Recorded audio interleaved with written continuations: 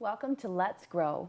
I'm Linda Kelly, your host, and this show is about conversations with your local mental health and wellness experts. Now, I am a mental health clinician, and that's pretty much what I spend most of my day doing is dealing with mental health issues.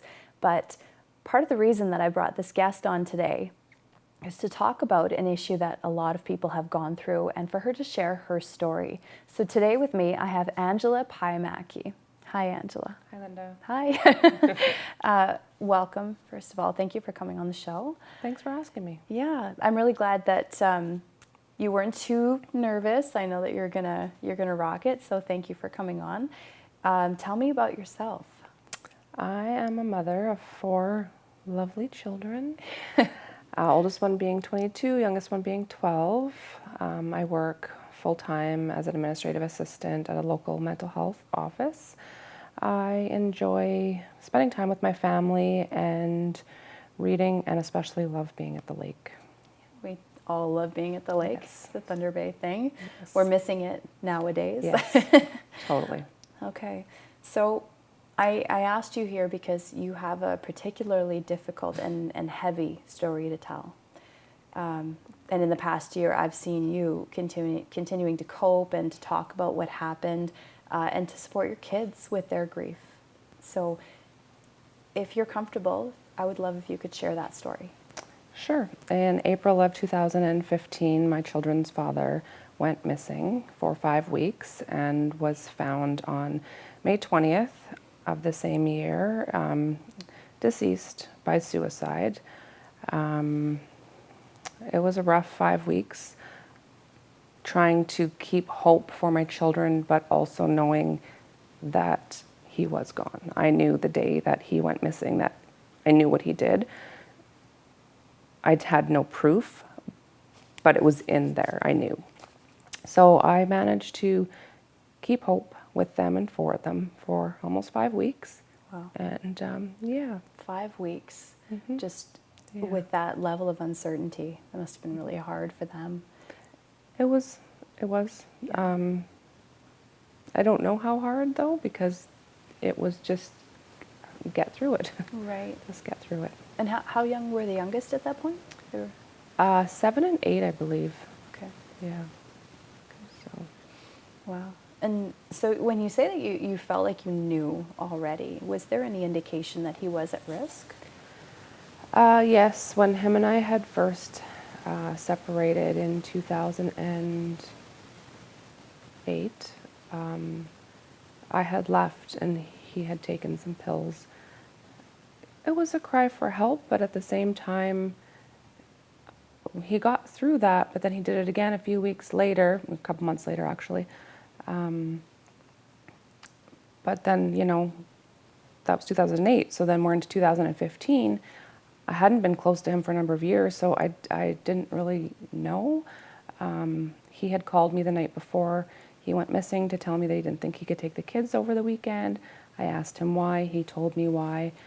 I didn't think anything of it until the next day when I had told my boss at the time what was going on, and she said, you need to contact somebody right now. So I didn't know who to contact, so I contacted my oldest son, said you need to get in touch with your dad, stay in touch with him over the weekend, stay in touch with him. So he started calling him and texting him, couldn't get a hold of him. Eventually I got a hold of their dad's mom and I spoke with her, and well, she got a hold of me actually, and spoke with her, and she said that he was missing, and that is when it all started. So when he did place this phone call to me saying he couldn't take the kids, I started scrambling then and thinking, like, just going back to 2008. And so I ended up, I don't even know.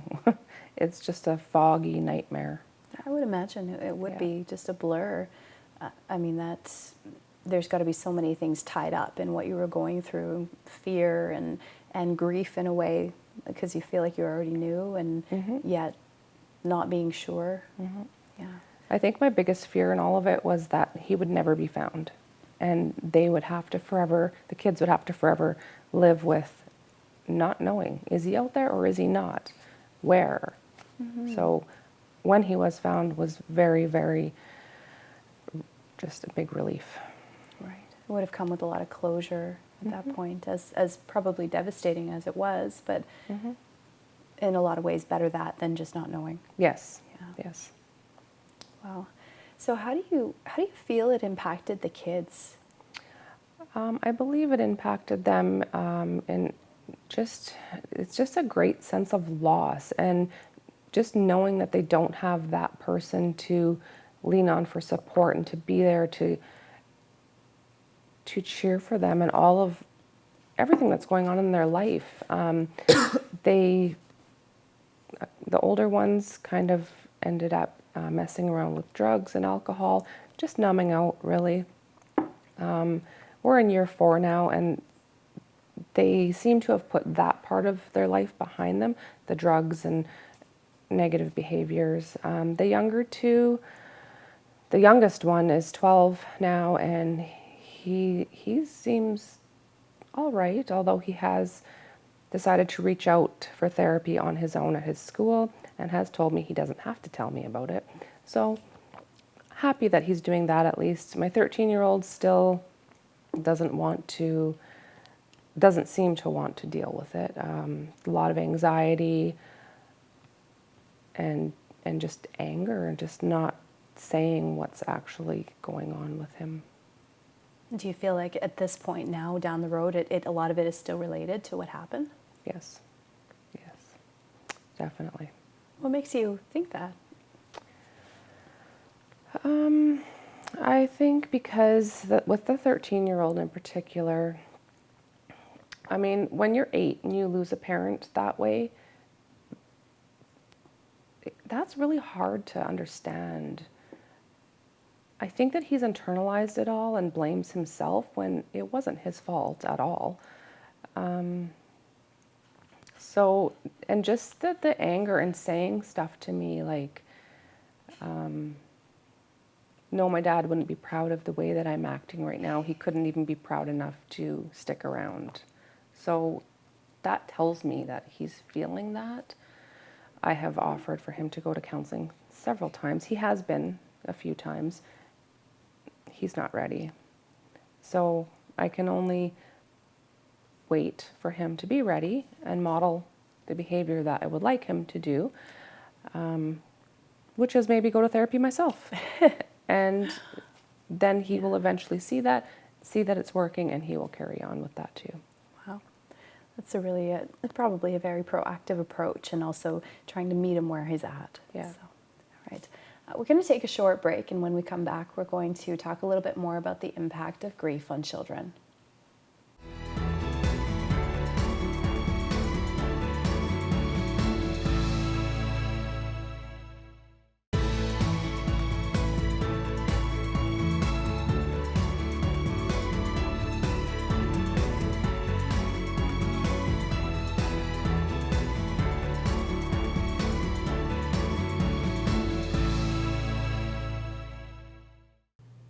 Welcome back to Let's Grow. I'm Linda Kelly, your host, and I'm here with Angela Pajamaki talking about suicide. Hi again. So what we were talking about was the loss of your former partner, the father of your children, by suicide. And one of the things that still comes up quite a bit is just the stigma around suicide. And so I'm curious, with your experience, how people react or regard you when they know that you've gone through this, have lost someone close to suicide. It's a tough one. When it first happened, I kind of felt like I didn't really want people to know, because I didn't want the negative comments. And then I had people ask me what happened, and I told them, and they weren't negative. They were accepting and supportive, and so then I started talking about it more as a way to help myself get through that, and to also let people know that, like, you're not alone. People from all different walks of life go through stuff like this. It just happens. So we're 4.5 years in now, and I don't talk about it as much as I used to, but it does come up, especially around the holidays, around the date that it happened, around the kids' birthdays. This year is actually the first year that I didn't think about it too much around the kids' birthdays. This is the first year that my daughter's been happy on her birthday, which was really nice to see. So, Wow. So this, it's something that kind of becomes part of your story, part of your life. And, Yep. and I hear you saying that you were actually really nervous to talk about it at first. And Yep. you expected negative comments. Why negative comments? because people don't think. People don't, they don't think about what they're saying, and they make comments like, oh, he took the coward's way out, or like, no, you don't know. You don't know what was going on. I get feeling that way. I've had those thoughts and feelings myself. We're human. But when someone's going through that loss, what are you doing? That's not what you say to them. You don't turn around and go, oh, well, yeah, he was always, blah, blah, blah. That doesn't matter. My kids lost their father. They have to live with that forever. It doesn't go away. And those comments certainly don't help. They don't. And they're not really productive, are they? No, not at all. I wonder sometimes people say those things to almost make you feel better, almost like after a breakup, oh, there's more fish in the sea. Yeah. Right? They're trying to divert you off of it, I guess. For sure. What has helped? What has helped? Talking, of course. Talking always helps. What I've done with my kids and for my kids is always remember that, yes, he is their dad. Just because he's no longer here with us physically doesn't mean that he's not with us in spirit. So the first year for Christmas, I think, we did the Chinese floating lanterns. The kids wrote messages on them, which was amazing. Just watching them write their messages and then lighting them and letting them go, and it was really neat. I think that really helped them. I got them ornaments for Christmas with their dad's name and date of birth and death.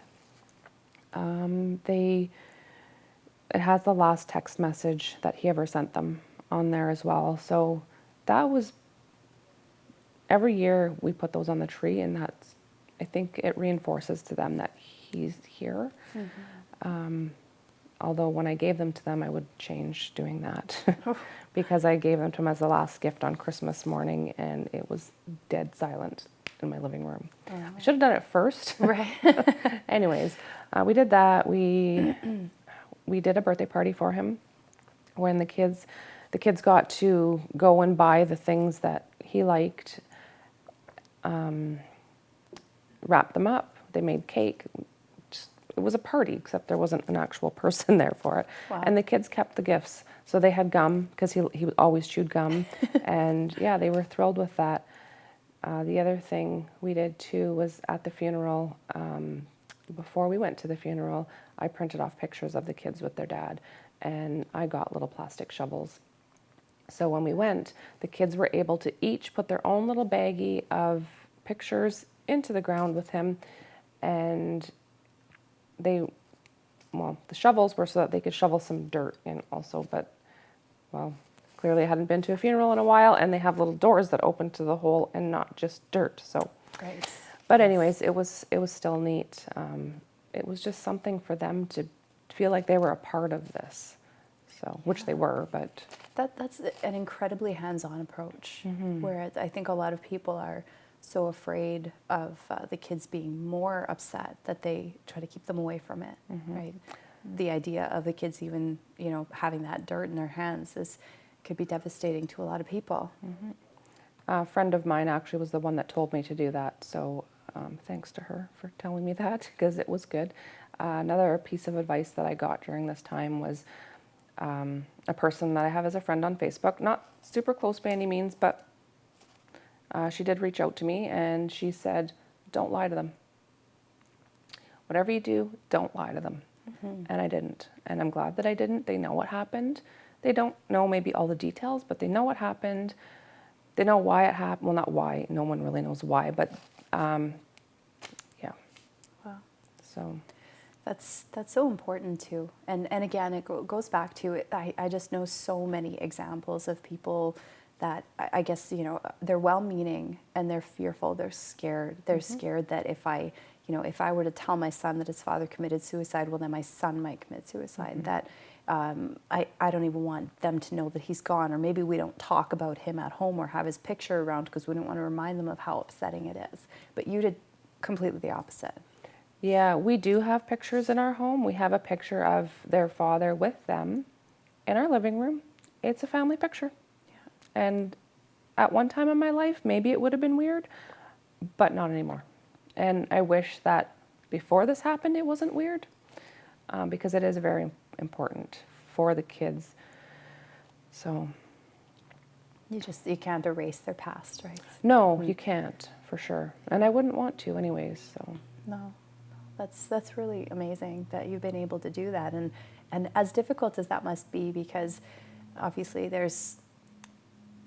raising kids, raising teenagers, as it is, in the midst of a separation, in the midst of moving on and having your own life, and that's all really challenging. So I do see you posting quite a bit on Facebook, things about suicide awareness and support for people who that are going through depression. I see you kind of being more outspoken about that, and I'm assuming that came after all of this as well. It did come after the post for sure, but the supporting people with depression before also, because I have struggled with depression over the past 20 years on and off. When this all happened, one of the biggest things that I'm always drilling into my kids' head is always look for help. Don't stop until you find it. So, but with the supporting people that have lost someone to suicide and or supporting somebody that is suicidal, that is definitely very important, because we're here, we're dealing with this. Not just us, there's many people in the world. There was a time in our life when this was all going on that I was afraid to go home because I thought I was going to find my daughter. That was awful. We're past that now, thankfully. She's now getting some of what she needs, so that's good. We're just going to take a short break, and when we come back, we're going to talk a little bit more about grief and the loss of a family member by suicide.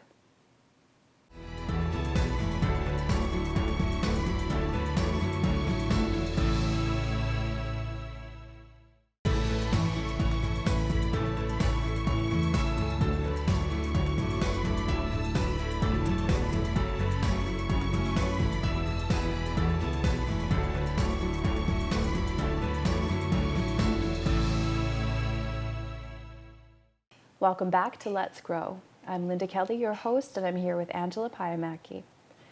So we've been talking about the impact of suicide, grief, trying to help children cope with grief, and of course we know there's not necessarily a right and a wrong way to do that, but there are a lot of techniques. What I'd like to ask about too is some of what you've already touched on, which is how it's changed you. So how do you feel like this experience changed you? I feel like it's made me more forgiving towards others, and not knowing how to really help or talk to someone that has lost someone, whether it's to suicide or really to any kind of issue. Because really as humans, we just don't know. And when someone loses someone, you kind of just like back away, but we shouldn't back away, because support is really important, and you don't always have to say something. It's just being there, and just the people that are affected knowing that you're there supporting them. Being unafraid to look for help, that was a really big one, just to get my kids to continue looking for it. It took 4 years, but my daughter finally is getting some. The others I think will in time. And really it's taken me 4 years too. So not that I really feel that I need help, but sometimes it's just good to have that listening ear. You had mentioned as well that even around the time that it happened, when he was found, you didn't even miss a day of work. No, I didn't. I went to work every day because it was my place where I could not think about it. I could not worry about the kids. I could focus on work and just kind of be normal. Right. Whatever normal is. So, yeah, I mean, I could have taken time off. My boss at the time was like, if you need time off, let me know. But I didn't. I just worked. Right. And yeah. That's, I think, a big coping mechanism for a lot of people as well. It's just work is that place of normalcy, that routine. You don't have Yes. to kind of think about what's going on at home. Yeah. So I'm glad that that was there for you For as an sure. outlet. Yeah. You were mentioning as well how to provide support for people going through this. And I think a lot of people really struggle with that. Like maybe part of us does sort of back away because we don't want to say the wrong thing. So what is supportive? What is helpful especially when a person is grieving to the point that they can't communicate what they need? Honestly, I don't really know. I don't. I had people step in that I never expected to. They dropped off food. They called, how are you doing? Is there anything I can do? Is there anything you need? And when you say about not being able to communicate, yeah, that's how I was. I couldn't say what I needed because I don't think I knew.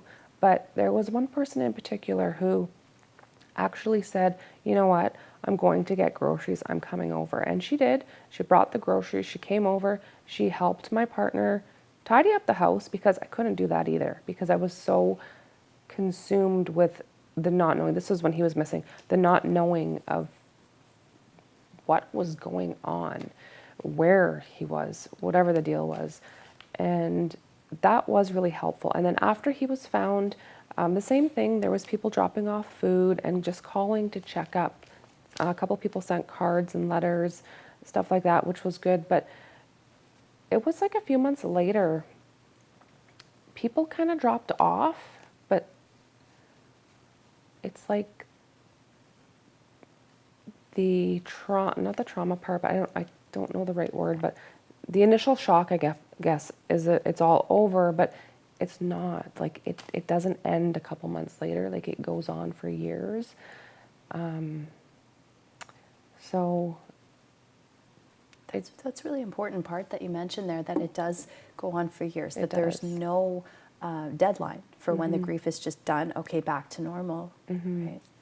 yeah. So, you get to like a year later and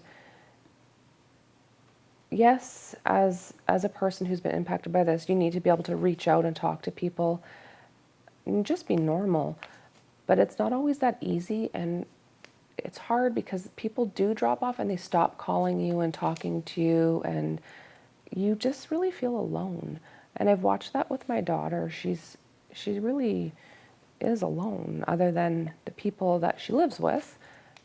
So, yeah, that's it. It's unfortunate. It's really difficult because, of course, that is essentially what we talk about with depression. Depression is disconnection. Yes. Right. And to not be depressed is to be connected, to be engaged with other people, with society. And yeah, I'm not sure exactly why that happens, that people drop off. Maybe I don't know, maybe they feel like you're doing you and we'll Yes, just kind for of sure. do our own thing. And I feel that way even with myself. Like it's like I'm really consumed with what's going on in my home. And so I don't reach out as often as I should. I try to do a little bit better sometimes, not always. I am still human. Yeah. But yeah, people are busy doing their own thing, but I don't know. The thing that I've noticed with grief is that it's almost like you are introduced to a new reality, and you have to remember that new reality every second of every day, and you're reminded of it with every new experience that you have. Yep. when I lost my sister-in-law a few years back from cancer, it was like every time I did anything, I'm standing at the marina looking at the sunset. She's not here to see this. I'm out at camp. She's not here to feel this. Every single time, and probably for at least a year, right? And we weren't even close. So I can't imagine what it must have been like to try to cope with something like that. That's exactly how it was, actually. Every time it was the kids' birthdays, I'd be like, oh, you're not here again to see them. You're not here to see that this child is now bigger than the oldest child, like silly things that a lot of people take for granted. And I did too. So. Wow. And it's really difficult when, time is marching on and you're trying to be at your best and try to take care of kids and trying to live a life and, trying to make sense of this. Yeah. It doesn't seem like it's easy to make sense of a loss like this. No. And really the only thing you can do is carry on and remember. And I tell my kids that all the time. I'm like, your dad would want you to be happy. He would not want you to be sad. He wants you to be happy and he wants you to be successful in life. And all I can hope is that they listen to me and do that. Well, I appreciate some of the things, even the lessons that you've brought up here, because again, we're just comparing different ways of coping. There's trying to shut it all away, trying to avoid it versus embracing it, versus getting right there hands-on and remembering and talking about him and having his picture around and remembering he is always still part of the family because he's part of your history and part of their history. And they'll never not think about him. Yes. So it's really, I love what you've done there, and I love how open and proactive you've been about it, trying to make sure that they're okay, and even taking steps for yourself to try to manage as well. Thanks. All right. Well, thank you again so much for coming on the show. Thank you for watching, and we'll see you next time.